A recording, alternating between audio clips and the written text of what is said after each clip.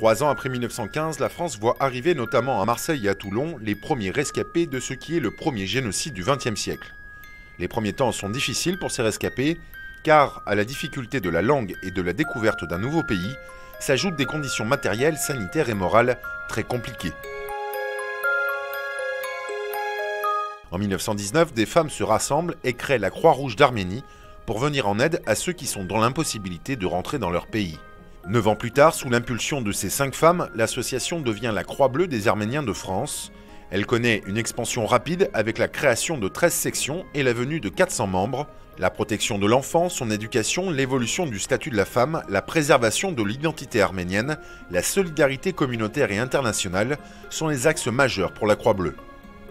Les premières initiatives portent sur l'enfance avec rapidement la création d'un centre d'action sanitaire et sociale pour les enfants et dès 1929, l'organisation de colonies de vacances pour les déshérités. Les enfants partent alors s'oxygéner à Royan, Vernet, Agen, Saint-Georges-de-Didonne, à Nice ou encore à Digne. En 1955, la Croix-Bleue fait l'acquisition d'une ferme dans le Jura qu'elle transforme en centre de vacances. La colonie de Bellefontaine est née.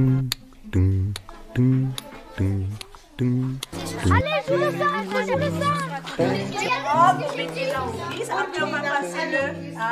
Depuis 1956, la Croix-Bleue des Arméniens de France, dont tous les membres sont bénévoles, organise des séjours de vacances en juillet et en août à Bellefontaine, dans le Jura, pour donner l'opportunité aux familles modestes d'envoyer leurs enfants en vacances gratuitement ou avec une participation financière minime.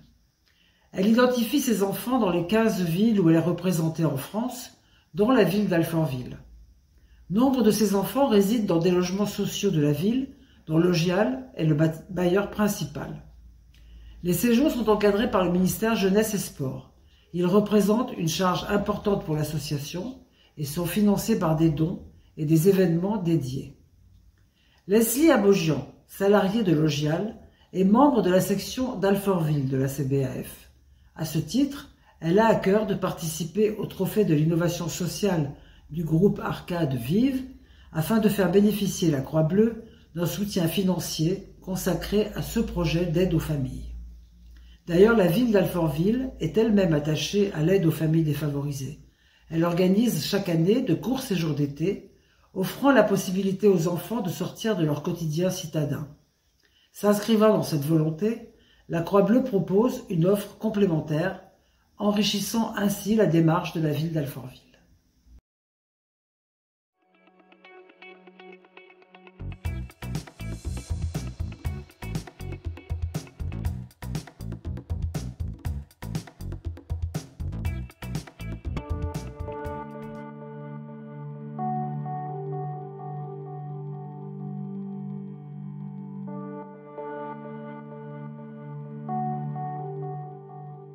Bienvenue à Saint-Florent-sur-Cher, endroit où il y a eu lieu la Florentaise. Donc la Florentaise, c'est un événement qui permet de sensibiliser la population pour la lutte contre le cancer. Donc c'est un événement mis en place par l'association Arc-en-Ciel. Donc cette course, elle a été mise en place au départ pour un proche qui a été victime d'un cancer. Donc ça nous a permis en effet de mettre en place cet événement et de sensibiliser un maximum de personnes, puisqu'en effet cela reste un fléau et touche énormément de gens. Donc nous sommes sur une commune rurale, donc ça permet en effet d'aller vers les gens qui n'ont pas forcément l'information, donc de les sensibiliser, de les informer, de les renseigner. Lors de cette journée, qui est avec comme événement principal une course. Donc la course a lieu de 11h à midi. Donc elle se déroule pendant 1 heure. Donc soit les gens courent, marchent à leur guise. Il y a également donc, le président de la Ligue contre le cancer du Cher, qui est également présent, qui fait au départ un discours pour remercier en effet tous les participants. Donc cette course permet en effet à la fois d'avoir l'information, mais également de passer un moment ludique avec des personnes de différents milieux. Donc ça se passe ici dans le parc du château, avec donc, des animations pour les jeunes, avec tout ce qui est jeux gonflables. Il y a également la pratique du football, la pratique de la boxe, également un bénévole qui donne des cours de break. Et la journée se finit par un concert.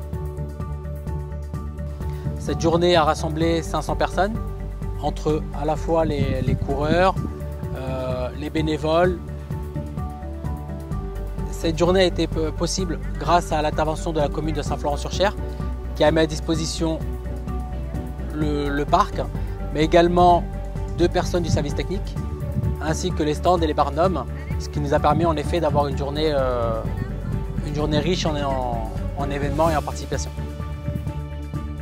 Lors de cette journée, il y avait également donc, un point restauration qui a été mis en place par un étoilé Michelin qui est le Vieux Moulin, qui nous a mis donc, à disposition son cuisinier. Cette journée a permis également de communiquer de l'information auprès des locataires françois, des habitants françois. Nous avons en effet dans la commune 124 logements françois, ainsi que l'autre bailleur qui a également des logements sur la commune.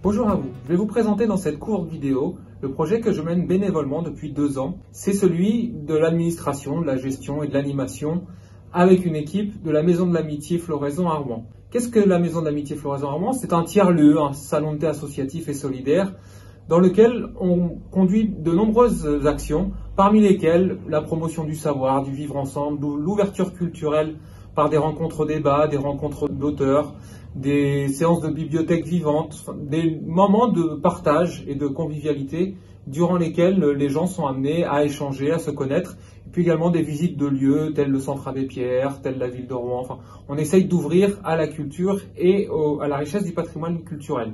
Ça nous a amené, puisque le projet est né il y a 2 ans, à recevoir environ 1 millier de personnes à travers ces activités.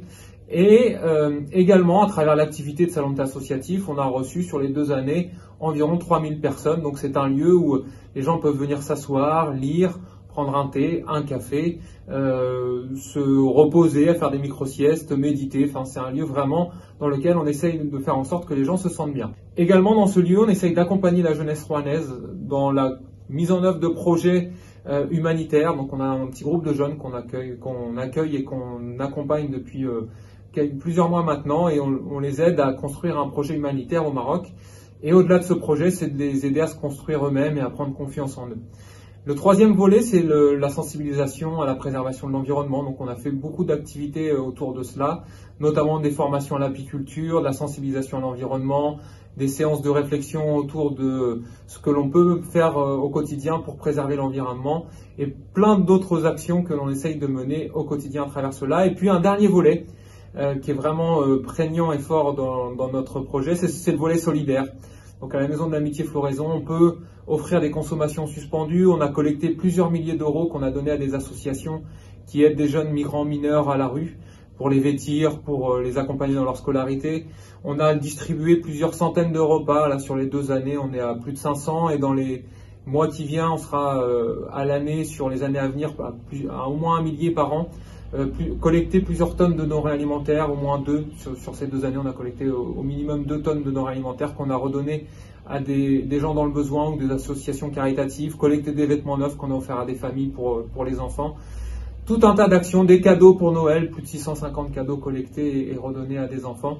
Donc voilà, on essaye à travers ce lieu de créer du lien, de la vie, et surtout d'avoir vraiment une forte valeur ajoutée solidaire pour permettre à toutes et tous de partager, de se sentir bien, se sentir aimé, entre guillemets, puisque c'est aussi important pour nous de propager ces valeurs et cette bienveillance. Donc voilà ce que pendant ces 2 années j'ai pu faire à titre bénévole, et c'est le projet que je voulais partager avec vous. Je vous remercie.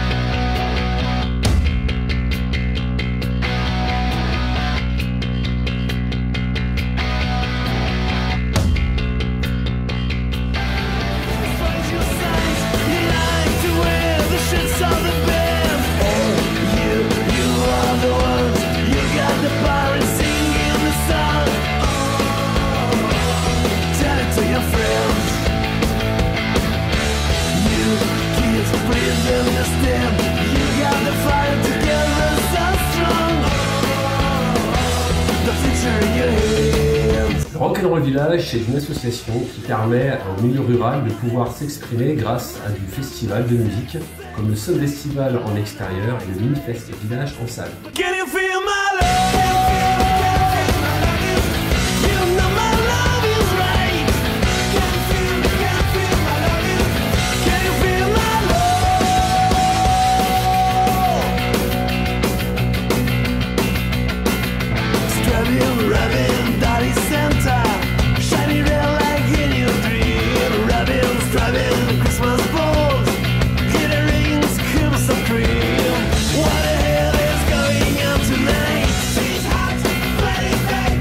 Alors le Sun Festival, c'est un festival de musique qui a lieu à Sommevel, au Rock'n'Roll Village, en plein air. Un festival qui a lieu tous les 2 ans, qui rassemble pas moins de 1500 à 2000 personnes qui se retrouvent pour un moment d'échange, de convivialité autour de 4-5 groupes locaux ou régionaux.